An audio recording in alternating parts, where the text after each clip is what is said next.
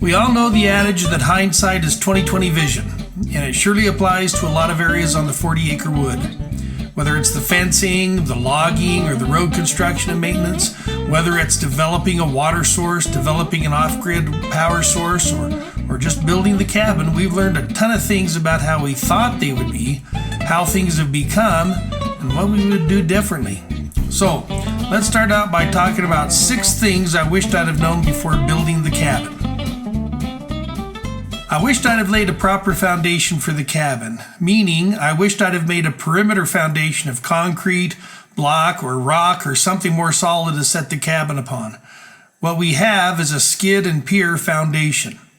The skid and pier foundation consists of 2 4x6 by 16 foot pressure treated timbers and several concrete pavers stacked under the timbers to make the skids level.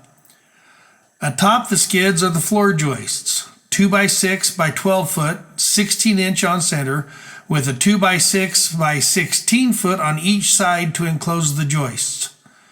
Atop the joists is 3/4 inch 4x8 sheets of OSB for the subfloor and the rest of the cabin above. This all worked well for a couple of years, but when we found that the location we had chosen for the cabin initially was just a bog in the wet weather of spring and fall, we had to relocate it to a drier spot.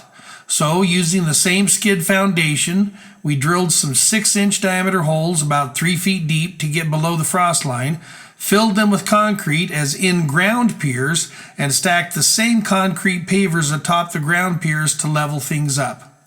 Within a year, one of the corners started to sag, and I have yet to plumb it up to level. I'll take care of it next spring or early summer. The plan is to construct a proper perimeter foundation beneath the cabin in its current location. That plan could change, of course, but using just 2 timbers for the foundation was a huge mistake, and one that means fixing as soon as possible. I should have used a minimum 4 skid timbers, or better yet 5 as the plans called for, especially placing them along each side of the joists. Also, having the under part of the cabin exposed to the elements means heating it is a real chore. Enclosing it will help to insulate the floor from the cold in the winter months.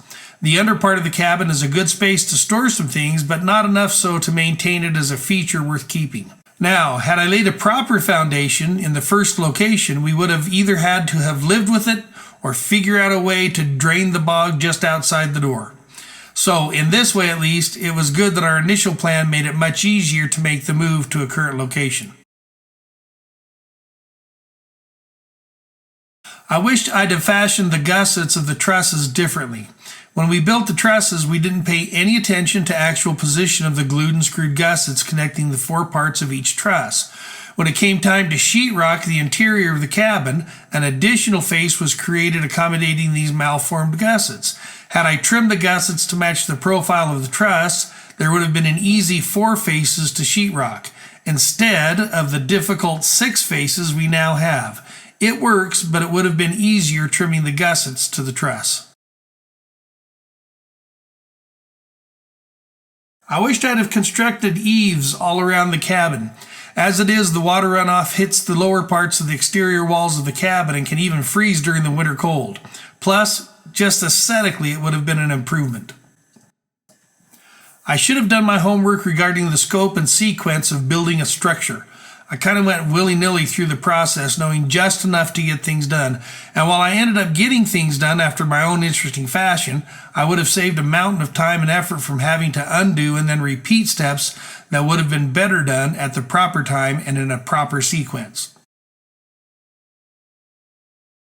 I plan to construct a porch on the front of the cabin next year.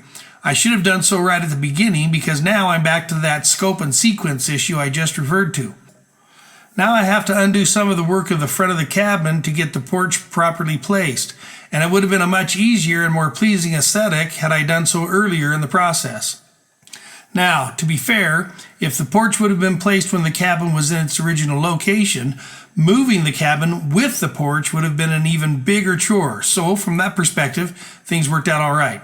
Still, a porch is in the future, likely next spring or early summer.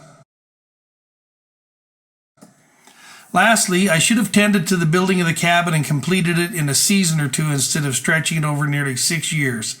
There was a long time where the interior consisted of studs and insulation without any sheetrock to cover it. Even now there are a couple of outlets uncovered and a light fixture dangling from its wire. So, those are 6 things I wished I'd have known or anticipated before building the cabin. We love it. It works well for us, and it's a lovely escape from the daily grind of the workaday world. Knowing what I know now, however, puts me in a better place to start the next project. Yep, hindsight is 20/20 vision for sure.